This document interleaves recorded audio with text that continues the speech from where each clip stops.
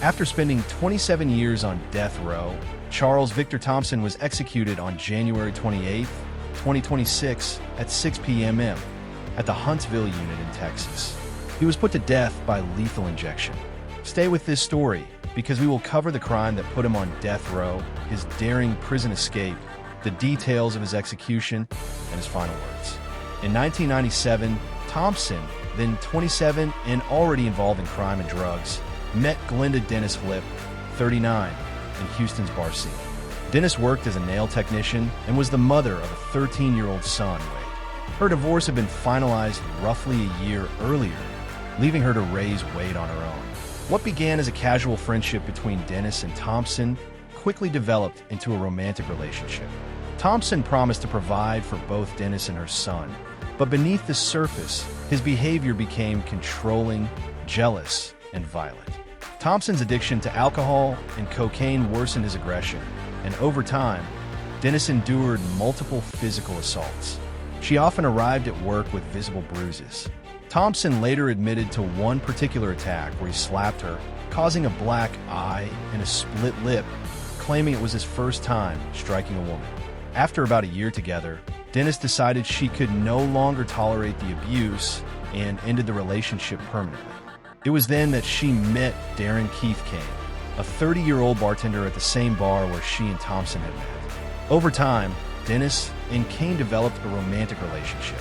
Those who knew Kane described him as loyal, calm, and protective, a stark contrast to Thompson's volatile and dangerous presence. Thompson refused to accept the breakup. He stalked Dennis relentlessly, calling constantly and appearing uninvited at her apartment in the Waterman Crossing complex. He demanded answers about her new relationship and threatened her if she did not return to him. In the early hours of April 29, 1998, Dennis called Kane in desperation. Thompson was inside her apartment, beating her. Kane arrived around 2:30 a.m., and a brutal fight erupted between the two men, lasting roughly 15 minutes. Kane ultimately gained the upper hand. Thompson then feigned surrender, apologizing and claiming he would accept Dennis's choice.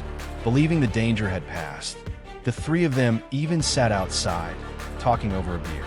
Around 3 a.m., a Harris County Sheriff's deputy arrived in response to a domestic disturbance call. Thompson and Kane appeared calm, but this calm was only a facade. Hours later, Thompson returned to the apartment at approximately 6 a.m., armed with a semi-automatic pistol. He kicked in the door and confronted Kane, who was in the living room. Without warning, Thompson opened fire. Kane was shot multiple times, twice through the chest, once through the back, and collapsed to the floor. Thompson then fired a fatal point-blank shot to Kane's head. Dennis tried to flee and defend herself. Thompson chased her, reloading deliberately as he pursued her. He pressed the barrel of the gun to her right cheek and fired, shattering teeth, severely injuring her tongue, and causing massive internal bleeding. Though critically wounded, Dennis remained conscious. A neighbor named Coker arrived after hearing the gunshots and found Dennis bleeding on the floor. Thompson fled, disposing of the gun in Cypress Creek, but did not attempt to hide.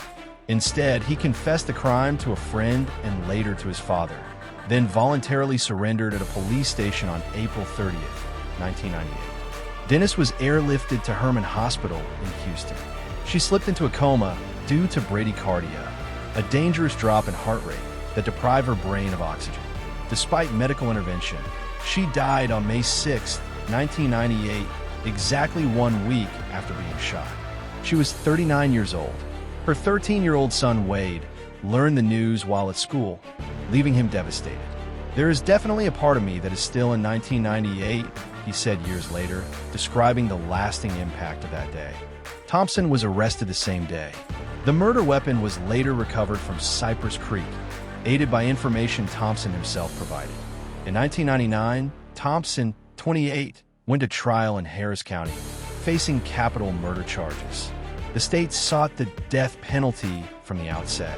While awaiting trial, he attempted to arrange the murder of a key witness, Diane Zernia.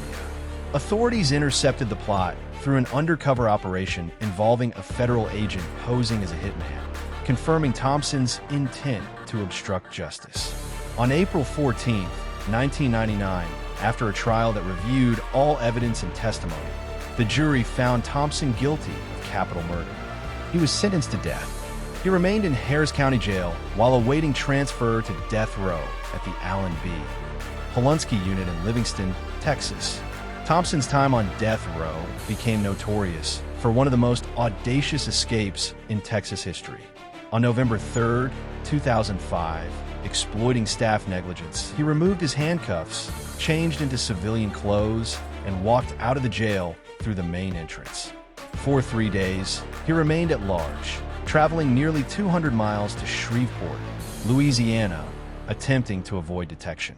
He was captured on November 6, 2005, outside a liquor store, where he surrendered without resistance. After his recapture, Thompson was transferred to the Polunsky unit, where he spent nearly 20 years on death row. On September 11, 2025, he received his execution warrant. On January 28, 2026, 55-year-old Thompson was awakened at 6:30 a.m. for his final day.